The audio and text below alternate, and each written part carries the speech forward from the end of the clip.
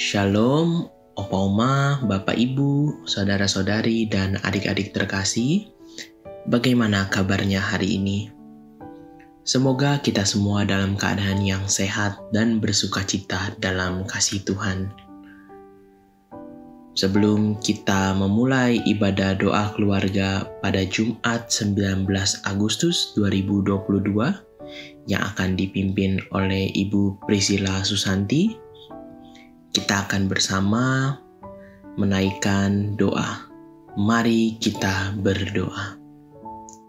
Tuhan Allah Bapa kami yang hidup, kami bersyukur dan berterima kasih bahwa pada hari ini kami dapat bersama berkumpul dalam ibadah doa keluarga. Tuhan kiranya menyertai kami agar kami dapat senantiasa memahami serta mengerti isi firman-Mu pada hari ini. Kiranya Engkau memberkati hamba-Mu Ibu Prisil yang akan menyampaikan firman Tuhan pada hari ini. Dan kiranya juga Engkau memberkati hati dan pikiran kami agar kami dapat mengerti serta memahami isi firman-Mu di dalam kehidupan kami sehari-hari. Kiranya kami dapat mengamalkan apa yang telah kami dengarkan dalam kehidupan kami. Hanya di dalam nama Tuhan Yesus Kristus kami berdoa dan kami mengucap syukur. Amin. Opa, Oma, Bapak, Ibu, dan Saudara yang dikasihi Tuhan, kita jumpa kembali dalam doa keluarga. Kali ini kita akan merenungkan satu tema, belajar dari kerang. Saya akan membacakan firman Tuhan yang akan mendasari renungan kita dari Roma 8 ayat 35-38. Firman Tuhan mengatakan demikian. Siapakah yang akan memisahkan kita dari kasih Kristus? Penindasan atau kesesakan atau penganiayaan atau kelaparan atau ketelanjangan atau bahaya atau pedang, seperti ada tertulis, oleh karena Engkau kami ada dalam bahaya maut sepanjang hari, kami telah dianggap sebagai domba-domba sembelihan. Tetapi dalam semuanya itu kita lebih daripada orang-orang yang menang oleh Dia yang telah mengasihi kita. Sebab aku yakin bahwa baik maut maupun hidup, baik malaikat-malaikat maupun pemerintah-pemerintah, baik yang ada sekarang maupun yang akan datang, atau kuasa-kuasa, baik yang di atas maupun yang di bawah, ataupun sesuatu makhluk lain, tidak akan dapat memisahkan kita dari kasih Allah yang ada dalam Kristus Yesus Tuhan kita. Saudara-saudara yang dikasihi Tuhan, ada kisah yang mungkin pernah saudara dengar, yaitu tentang anak kerang. Ada anak kerang yang menangis datang kepada ibunya karena ada sebutir pasir yang masuk ke dalam tubuhnya. Ia mengeluh kepada ibunya, dan ibunya dengan lembut mengatakan, dia menghibur anaknya, "Anakku, aku tidak punya tangan untuk menolongmu. Bertahanlah, nanti kau akan terbiasa dengan pasir yang ada di dalam tubuhmu." Mula-mula memang terasa tidak enak, bahkan terasa sakit. Tetapi lama-kelamaan akan makin terbiasa dan engkau akan makin kuat dan tidak merasa sakit lagi. Lihatlah, tubuhmu sudah mengeluarkan cairan yang akan membalut pasir itu. Kau memang diciptakan berbeda dengan anak kerang yang lain. Kita sebagai kerang mutiara berbeda dengan kerang lain yang akan berakhir di atas piring sebagai kerang rebus. Kita bukan kerang rebus, tetapi kita akan memberikan sebutir mutiara kepada manusia, dan mutiara itu akan menjadi perhiasan yang berharga bagi manusia. Saudara, kadang kita tidak mengerti mengapa kita harus menderita. Mengapa kita harus mengalami kegelapan?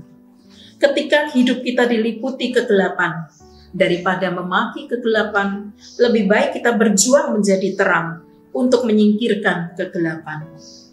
Itulah cara mengubah gelap menjadi terang. Ada banyak orang yang hidupnya tidak pernah berubah, tidak memiliki kemajuan, dan kerohaniannya tidak bertumbuh, bahkan makin menyebalkan bagi lingkungannya. Ada orang yang ketika menghadapi hal-hal yang tidak menyenangkan, ia menyalahkan orang lain, menyalahkan orang tua, menyalahkan saudara, teman, menyalahkan keadaan, bahkan ada yang menyalahkan Tuhan. Saudara, mungkin ada orang yang menjadi gagal, bahkan ada yang cacat, yang menderita karena ulah seseorang. Menyalahkan keadaan atau seseorang tidak akan memperbaiki keadaan. Lebih baik berpikir bagaimana mengatasi masalah kita, bagaimana kita bisa menjadi lebih baik, bagaimana menghadapi masa depan kita. Bukankah banyak penderitaan yang dapat membuat seseorang menjadi pribadi yang lebih tangguh, menemukan keberhasilan, dan menemukan hal berharga yang sebelumnya tidak dimilikinya. Sebuah seruling, sebelum ia bisa mengeluarkan bunyi yang indah, harus mengalami proses yang panjang. Suling itu adalah bagian dari rumpun bambu. Ketika dia meliuk-liuk gembira bersama dengan rumpun yang lain, suatu hari dia dipilih, lalu ditebang dan dipotong. Dipisahkan dari saudara-saudaranya yang lain, dipisahkan dari teman-teman serumpunnya. Dan batang bambu yang dipotong tadi akan dipotong lagi sedemikian panjangnya, kemudian akan diamplas, dilobangi, dibersihkan, ditiup, dilobangi lagi, terus-menerus sampai dia mengeluarkan bunyi-bunyi dan akhirnya dia bisa melantunkan melodi yang indah. Saudara, begitu juga dengan bejana. Mungkin banyak orang yang mengagumi sebuah bejana yang sudah dicat, sudah diukir, sudah dilukis begitu indah dan sangat berguna. Tetapi bejana itu telah mengalami banyak sekali proses dari pembuatnya, dari tanah liat yang tidak berharga dan segumpal saja. Dia harus diputar-putar, dicuci, dibakar, kemudian dicat, diproses demikian rupa, sehingga akhirnya dia berguna dan mengagumkan. Tetapi ia harus mengalami suatu proses yang mungkin membuat sang tanah liat berteriak dan bertanya, "Mengapa aku harus mengalami semua ini? Apa yang akan dilakukan pada diriku?" Dan ia harus menahan diri. Saudara-saudara yang dikasihi Tuhan, Tuhan juga membentuk anak-anaknya melalui proses yang panjang. Proses yang kita alami berbeda-beda. Tetapi setiap proses sering terasa menyakitkan. Rasul Paulus menyadari bahwa ia terus-menerus mengalami proses dari Tuhan. Ia mengalami penindasan, kesesakan, penganiayaan, kelaparan, dan berbagai bahaya. Paulus tidak putus asa, bahkan ia bersaksi bahwa semua itu tidak akan memisahkan dirinya dari kasih Allah.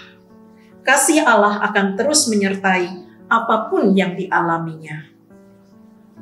Saudara, di dalam 2 Korintus 4 ayat 8 dan 9 mengatakan demikian. Dalam segala hal kami ditindas, namun tidak terjepit. Kami habis akal, namun tidak putus asa. Kami dianiaya, namun tidak ditinggalkan sendirian. Kami dihempaskan, namun tidak binasa. Ingatlah, kerang mutiara harus menderita karena ia lebih berharga daripada kerang rebus. Seruling harus diproses agar bisa mengalunkan nada-nada indah. Bejana menjadi berguna dan berharga setelah melalui proses yang panjang. Rasul Paulus menjadi rasul yang memenangkan banyak jiwa. Banyak orang percaya kepada Tuhan Yesus, walaupun ia harus melalui jalan hidup yang penuh dengan derita. Bersabarlah, agar Tuhan bisa menolong kita untuk menjadi lebih baik, lebih sabar, lebih kuat, lebih lembut. Maukah saudara menyerahkan diri untuk dibentuk oleh Tuhan? Amin.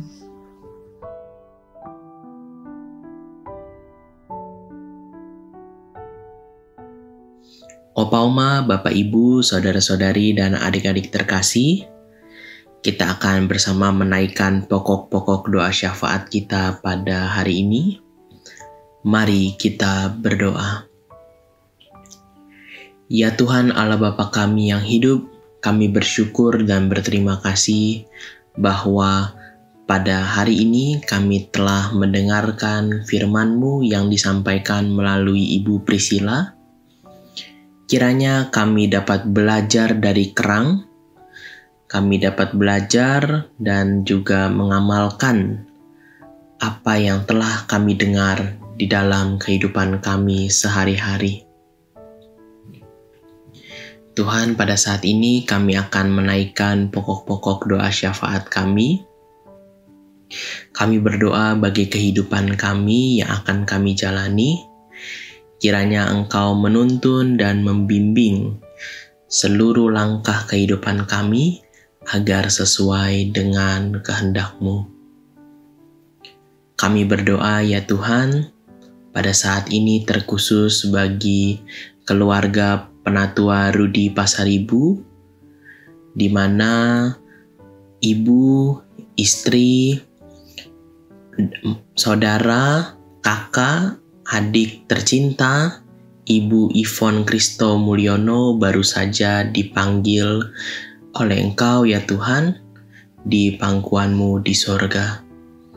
Kami berdoa bagi keluarga yang ditinggalkan, agar kiranya Engkau senantiasa memberikan kekuatan dan penghiburan yang daripada-Mu saja, terkhusus melalui orang-orang terdekat di sekitarnya. Kiranya Engkau menuntun dan membimbing segala proses kremasi yang akan dijalankan. Kiranya Engkau membimbing agar semua dapat berjalan dengan lancar. Tuhan, kami ingin mendoakan bagi setiap jemaat di GKI 5 yang sedang sakit. Kami berdoa agar kiranya obat-obatan, perawatan dari tenaga medis maupun perawatan dan kasih sayang dari keluarga dapat menyembuhkan jemaat yang sedang sakit. Kiranya Engkau menuntun dan membimbing, menolong setiap jemaat yang sakit agar senantiasa dapat pulih dan beraktivitas kembali sebagaimana sedia kala. Tuhan, kami juga ingin berdoa bagi jemaat yang sedang bekerja maupun dalam masa studi.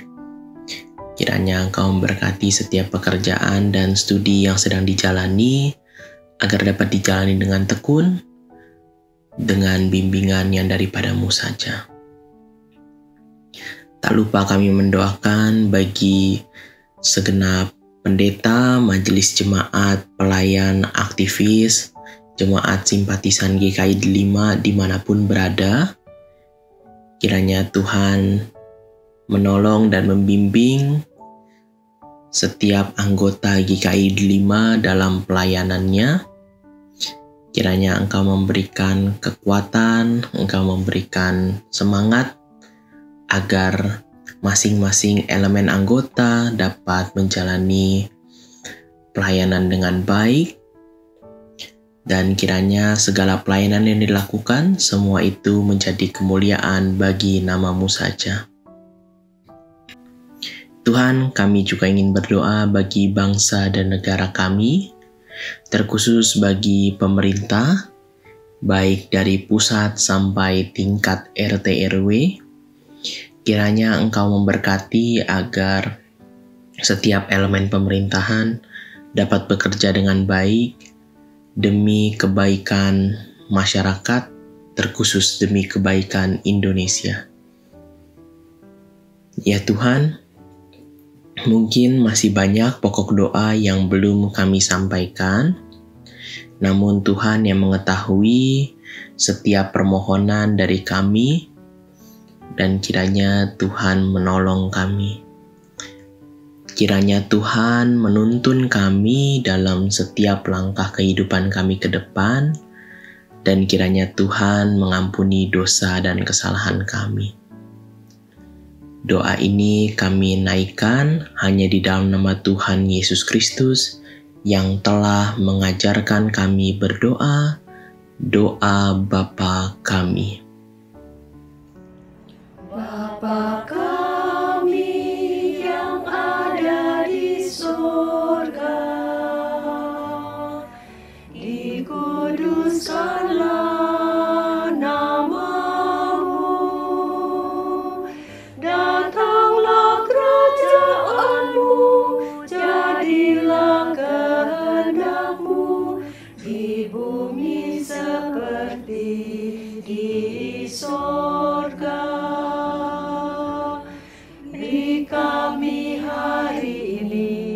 makanan yang secukupnya.